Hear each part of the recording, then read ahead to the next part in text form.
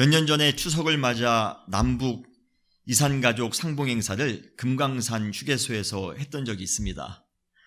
한국전쟁 당시 헤어진 이후 무려 60여 년 만에 가족이 만나는 자리였습니다. 어떤 사람은 부모님을, 그리고 어떤 사람은 형제를 만나 오랜만에 가족의 정을 나누는 그러한 시간이었습니다. 여러분도 다 TV나 여러 신문을 통해서 그러한 내용들을 보신 적이 있으시죠? 미국에 살면서 한국에 계신 부모님을 제때 못 보는 것만으로도 참 사무침이 넘치는데요. 저도 생각해 보니까 부모님을 한 5년 이상, 그리고 가족들은 10년 가까이 만나지 못하고 있더라고요. 그래서 가족들이 얼마나 보고 싶은지 몰라요. 그런데 현실적으로 만날 기약도 없이, 그리고 연락할 수 있는 방법도 없습니다.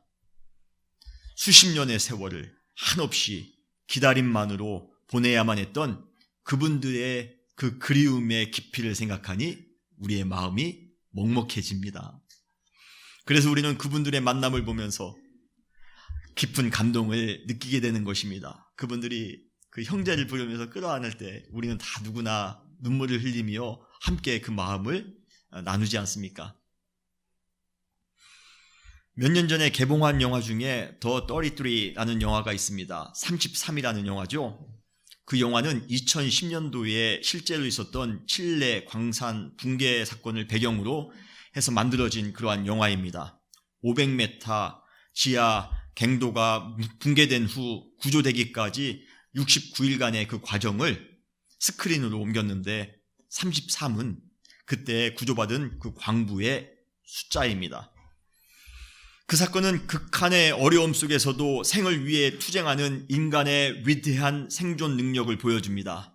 그러나 한편으로는 500m 갱도 속에서 초조하게 구조를 기다리는 광부의 인간적인 모습을 통해 기다림의 의미가 무엇인가를 깊이 깨닫는 그러한 영화이기도 합니다. 에디슨과 같은 과학자는 99%의 노력과 1%의 영감으로 발명을 할 수 있다라고 말했습니다. 마찬가지로 인생의 지혜자는 99%의 기다림과 1%의 성취의 누림으로 인생을 살아갑니다. 솔직히 우리의 인생은 무언가를 얻기를 바라는 마음으로 기다리는 시간, 그 시간이 그 무언가를 얻었기에 누리는 그 기쁨의 시간보다 훨씬 더 많이 있습니다. 결국 우리는 항상 기다리면서 인생을 살아갑니다. 아니, 인생 그 자체가 기다림입니다. 그래서 지혜로운 사람은 인생 속에서 주어진 기다림이라는 그러한 기회를 잘 활용하며 살아갑니다. 기다림을 어떻게 관리하는가 보면 그 사람의 인격이나 성품을 알 수가 있습니다. 그리고 그 사람의 미래 또한 우리는 알 수가 있습니다. 어떤 사람들 중에는 짝사랑하는 여인도 기다리지 못해 곧 지쳐 포기하는 사람이 있습니다. 그래서 나온 노래가 뭐죠? 기다림에 지쳤어요. 땡벌. 그 짝사랑하는 여인도 그렇게 기다리기가 힘든 겁니다. 그래서 기다리다 지쳤어요. 땡벌입니다. 여러분, 머시멜로 실험이라는 것을 잘 알고 계실 겁니다. 유치원 아이들에게 머시멜로 하나 주고 15분 동안 먹지 않고 기다리면 하나를 더 주겠다는 내용의 실험입니다. 아마 들어보셨죠?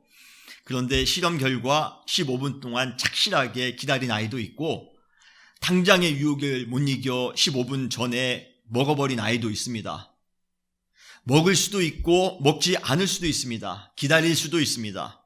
그러나 이 실험을 통해 그 아이들의 성품뿐만 아니라 삶의 태도까지, 정확히는 아니라 할지라도 어느 정도까지 알 수 있다고 합니다.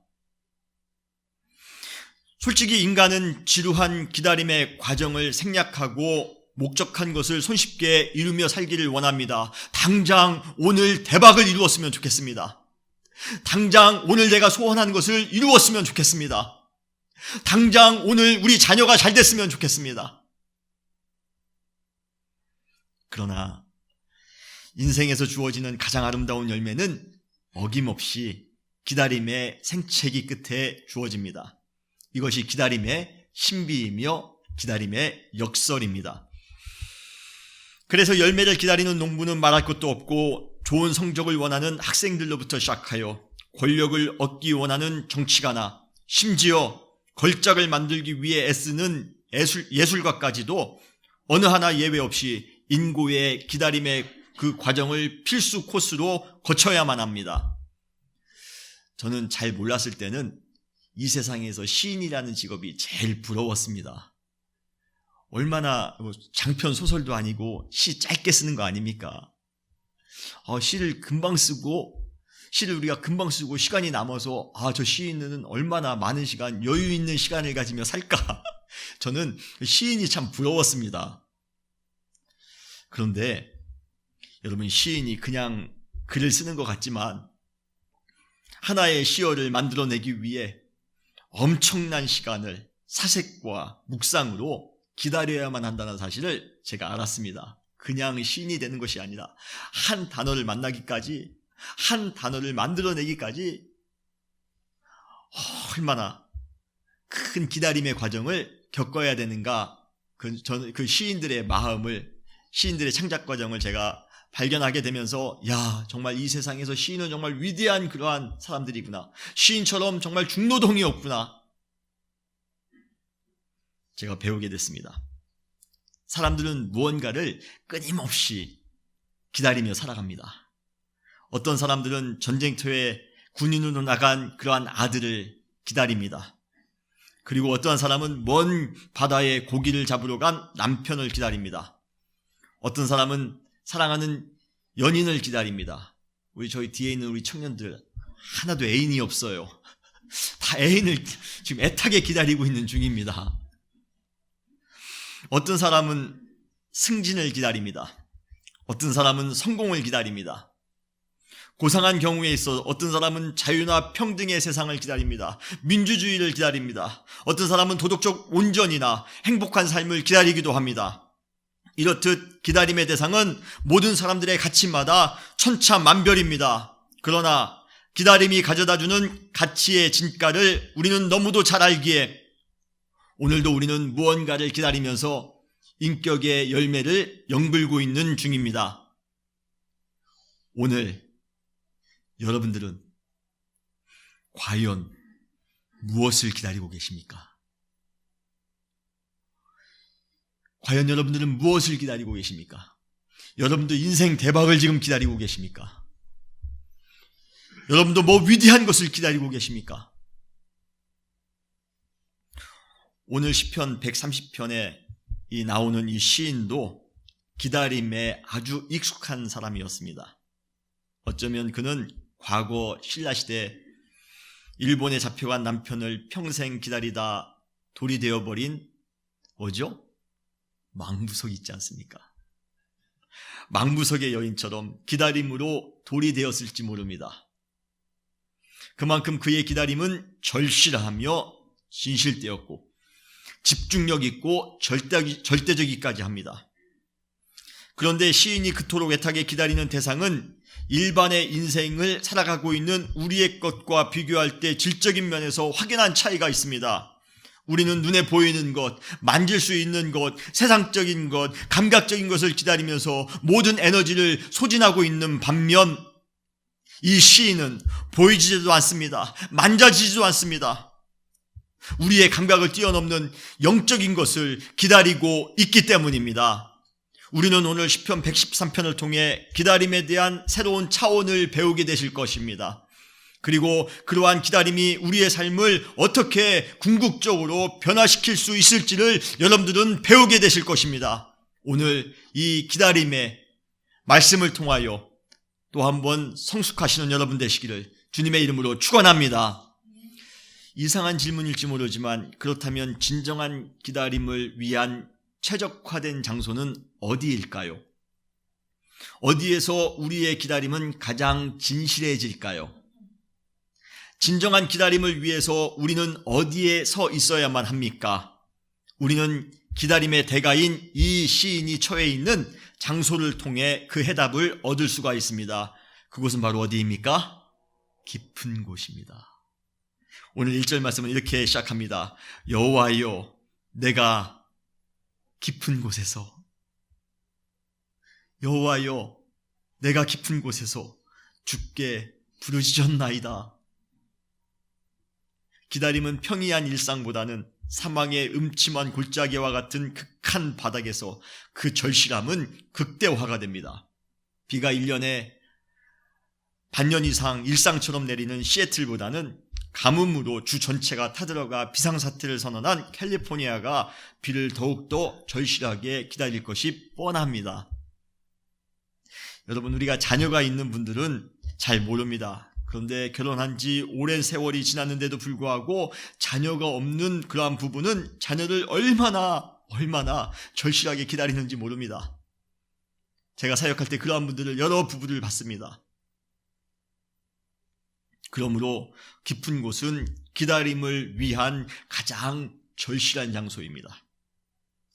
시인이 언급한 깊은 곳은 자기 스스로의 힘으로 절대로 헤쳐나올 수 없는 그러한 장소를 의미합니다. 극도의 절망과 좌절만을 안겨주었던 그 깊은 곳에서 어떻게든지 벗어나기 위해 그는 자신이 할 수 있는 모든 방법을 이미 수차례에 걸쳐 시도해 보았습니다. 그러나 엄청난 중력으로 자신을 끌어당기는 깊은 곳의 위력에서 벗어나기란 항상 역부족이었습니다. 우리도 가끔 피곤할 때면 그러한 꿈을 꾸지 않습니까? 바닥이 없는 깊은 구렁이에 막 내 몸이 점점 빠져들어가는 그러한 꿈 여러분 꿔보셨나요? 안 돼, 난 벗어나고 싶어. 그런데 그 바닥도 없는 그 웅덩이에 한도 끝도 없이 나의 마음이 빠져들어갑니다. 나의 영혼이 빠져들어갑니다. 그러한 꿈을 한번 꾸고 나면요, 한동안 그 공포감에 두려움을 느끼게 됩니다. 그리고 잠을 잤어도 잠을 잔 것 같지가 않습니다. 깊은 곳이라는 단어를 듣는 순간 연상이 되는 성경의 사건이 하나가 있습니다. 바로 요나 이야기입니다. 느니웨로 가라는 하나님의 명령을 거부하고 다시스로 향해 가던 요나는 배에서 큰 풍랑을 만나게 됩니다. 그 풍랑의 원인이 자신에게 있음을 직감적으로 알아차렸습니다. 그래서 요나는 자원에서 바다의 제물로 던져지게 됩니다. 그래서요, 그가 좋은 육지에 도착했나요? 아닙니다. 큰 물고기가 요나를 삼켜 밤낮 3일을 그 물고기 뱃속에서 있게 됩니다. 물고기 뱃속에 있는 요나가 얼마나 답답하고 얼마나 두려웠을까 상상하는 것 그리 어렵지 않습니다. 요나는 역겨움으로 가득한 그곳을 스홀의 뱃속이다라고 부르고 있습니다. 구약에서 자주 나오는 이 단어 스홀이라는 단어는 죽음의 깊은 곳, 무덤 속을 의미합니다. 지금 요나는 자신의 인생 중 가장 깊은 곳에서 처절한 고독과 공포의 위력에 눌려 아파하며 좌절하며 기다리고 있는 중입니다. 어디 요나뿐입니까? 사도 바울도 그렇습니다.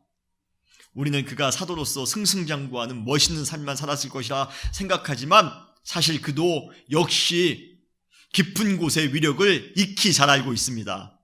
그래서 그가 이렇게 고백합니다. 로마서 7장 24절. 오호라, 나는 곤고한 사람이로다. 이 사망의 몸에서 누가 나를 건져내랴? 이 깊은 곳에서, 이 사망의 위력에서 누가 나를 건져낼 것인가? 인생을 살다 보면 어느 순간에는 모든 상황이 늪같이 느껴질 때가 있습니다. 몸부림치면 칠수록 오히려 더 깊은 곳으로 빠져들어가는 공포의 순간을 우리는 간혹 만나곤 합니다. 전혀 자신의 의도대로 성장해주지 않는 자녀 때문에 우리는 인생의 늪을 만납니다. 결정적인 순간에 나를 배신한 친구나 이웃 때문에 우리는 그러한 늪을 발견하게 됩니다.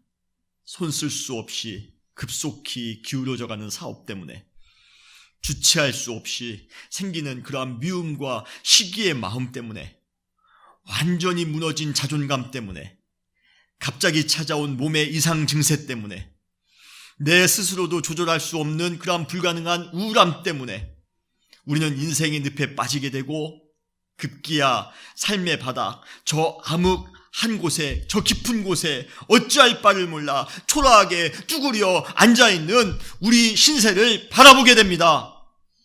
그리고는 절규하듯 사도 바울이 했던 것처럼 우리도 그곳에서 부르짖습니다. 오호라, 오호라, 나는 곤고한 사람이로다. 이 사망의 몸에서 누가 나를 건져내랴? 이 깊은 곳에서 누가 나를 건져내랴? 여러분도 깊은 곳에서 그렇게 고백해 보신 적 있으시죠? 깊은 곳은 인간의 능력이 전혀 작동하지 않는 곳, 그래서 인간의 한계가 오롯이 드러나는 장소입니다. 그래서 우리는 항상 그곳에서 절망과 좌절만 해야 합니까?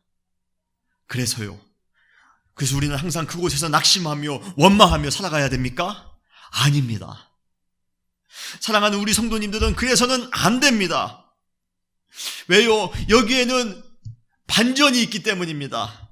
바로 깊은 곳은 인간의 능력이 전혀 작동하지 않는 곳이지만 그곳에서 하나님의 능력이 작동하는 곳이기 때문입니다. 그러기에 인간의 한계가 극복되어지는 은총의 장소가 바로 깊은 곳이기 때문입니다. 깊은 곳은 인생의 가장 역동적인 장소입니다. 우리는 그곳에서 좌절하지만 동시에 우리는 그곳에서 하나님의 은혜를 체험합니다.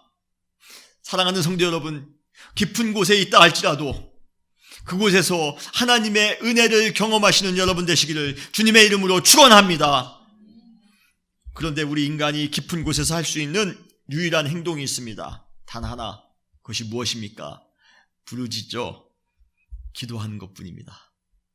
오늘 본문 1절에 보면 여호와여 내가 깊은 곳에서 주께 부르짖었나이다. 2절에 보면 주여 내 소리를 들으시며 나의 부르짖는 소리에 귀를 기울이소서. 사실 시인은 지금 차디찬 깊은 곳에서 부르짖어 기도하고 있는 중입니다. 그것이 그가 깊은 곳에서 할 수 있는 유일한 것이었습니다. 그래서인가요? 생각해보니 아까 그 요나 있지 않습니까? 물고기 뱃속에 지금 갇혀있는 그 요나도 그 깊은 곳에서 이렇게 부르짖어 기도했나 봅니다. 요나서 2장 2절 내가 받은 고난으로 말미암아 여호와께 불러 아뢰었더니 주께서 내게 응답하셨고 내가 스홀의 뱃속에서 부르짖었더니 주께서 내 음성을 들으셨나이다. 이렇듯 진정한 기다림은 깊은 곳에서 하나님께 부르짖어 기도하는 것에서부터 시작합니다. 사랑하는 성도 여러분, 지금 우리가 기다리고 있는 것은 무엇입니까? 특히 깊은 곳에서 무언가 절실하게 기다리는 것이 있다면 부르짖어 기도하시기 바랍니다. 부르짖어 기도할 필요가 없다고요? 그렇다면 아직 진심으로 기다리고 있는 것이 없다는 의미입니다. 사실 기다림과 부르짖음은 동의어나 마찬가지입니다. 깊은 곳에서의 기다림은 부르짖음으로 표현되질 수밖에 없습니다. 물속에 빠져 죽게 된 사람이 얌전하게 묵상하듯이 살려주세요. 그러면요, 죽을 확률이 훨씬 더 높습니다. 여러분, 그곳에서는 물속에 우리가 빠지게 되면 어떻게 해야 됩니까? 진정으로 기다리고 있는 것이 있다면 목숨을 다해 살려달라고 우리는 부르짖어 외쳐야 됩니다. 부르짖음은 기다리는 자의 가장 강력한 영적 무기임을 믿으시길 바랍니다. 우리가 만일 깊은 곳에 있다면, 그리고 그곳에서 무언가를 진정으로 기다리고 있다면 여러분 부르짖어 기도하시는 여러분 되시기를 주님의 이름으로 축원합니다. 그런데 우리는 여기서 좀 더 본질적인 질문을 한 가지 하셔야 됩니다. 그것은 무엇입니까? 깊은 곳에 이르게 된 원인이 무엇인가 하는 것입니다. 왜 우리는 이 깊은 곳에 와 있든가? 운이 없어서요? 재수가 없어서요? 부모님을 잘못 만나서요? 친구를 잘못 만나서요? 누군가의 잘못 때문에 억울하게 지금 깊은 곳에 있는 것입니까? 누군가의 모함 때문에 지금 내가 이 깊은 곳에 빠져 있는 것입니까? 도대체 내가 그 원치 않는 깊은 곳에 헤매는 이유는 무엇 때문입니까? 아유, 저보다 먼저 말씀하셨네요. 할렐루야. 그것은 바로 우리의 죄 때문입니다. 믿으십니까? 다 같이 한번 따라 하실까요? 우리의 죄 때문이다. 겉으로는 잘 포장돼 아무런 문제가 없는 것처럼 보입니다. 옷도 말끔하게 입었습니다. 집도 깨끗한 곳에 살아가고 있습니다. 좋은 자동차 굴리며 살아가고 있습니다. 좋은 그러한 가방 들고 좋은 그러한 구두를 신고 살고 있기에 아무런 문제가 없어 보입니다. 그러나 우리 안에 자리 잡고 있는 그 추악한 죄의 정체를 어쩌면 우리는 이미 다 알고 있을 겁니다. 우리 안에 있는 교만들, 시기하고 미워하는 마음들, 헛된 욕심들, 자신만을 끔찍히 사랑하는 이기적인 마음들, 원망과 시비, 나태함, 짜증, 공격적인 마음, 잘못된 습관과 중독, 남의 이야기입니까? 그러한 것들이 우리의 마음속 깊은 곳에 괴물처럼 자리 잡고 있습니다. 침대 밑에 들어가 한동안 잊고 지낸 과거의 물건들처럼 우리는 우리 안에 존재하고 있는 죄를 잊고 살아갑니다. 그러나 놀랍게도 그 침대 속 물건들이 항상 우리 머리 바로 밑에 존재하고 있는 것처럼 그러한 죄 역시 항상 우리의 마음속에 존재하고 있습니다. 우리는 죄를 무시하려 하나 죄의 증상은 매일같이 우리의 삶 전반에 걸쳐 나타납니다. 우리가 죄가 있다는 것이 우리의 삶을 통하여 항상 증명되고 있다는 것입니다. 우리의 마음이 항상 불편하며 불안하며 괜히 미워하고 괜히 상대방을 이해하지 못하고 감정대로 치우쳐 살며 이웃을 무시합니다. 자기 아래 사람 없는 것처럼 교만히 행합니다. 자기의 힘을 약자들 앞에서 과시합니다. 추악한 것에 마음이 끌리며 거짓을 합리화하고 자제가 안 되는 생활 습관을 끊지 못하며 철저하게 자기의 것만 챙기며 살아가는 이유? 바로 우리 안에 죄가 있기 때문입니다. 그러한 것들이 평상시에는 우리 안에 조용히 있다가 결정적인 순간에 우리의 일상 가운데 아주 과격한 모습으로 드러남으로써 우리의 가치와 명예를 크게 추락시킵니다. 우리의 삶을 산산이 무너뜨립니다. 죄가 우리의 감각과 말초신경을 통쾌하게 해줄지는 모르지만 우리의 영혼을 깊은 나락으로 걷잡을 수 없이 끌어내리는 주범이 바로 그 죄입니다. 여러분, 우리가 깊은 곳에서 헤매이는 그 이유가 솔직히 무엇인가 우리 마음으로 한번 묵상해 보시기 바랍니다. 분명히 우리의 어떠한 죄와 연결되어 있을 것입니다. 영적으로 더 민감한 사람은 그 죄가 하나님과의 관계가 단절되었기 때문에 생겼다는 사실까지도 깨달을 수 있을 것입니다. 그래서 시인은 우리에게 반어적으로 이렇게 묻고 있습니다. 오늘 본문 3절에 보면 여호와여 주께서 죄악을 지켜보실진데 주여 누가 서리이까? 하나님께서 우리의 죄의 질량을 달아 보이시는 분이기 때문에 그의 준엄한 심판 앞에서 시인은 감히 서 있을 수조차 없다라고 고백하고 있습니다. 우리 역시 마찬가지입니다.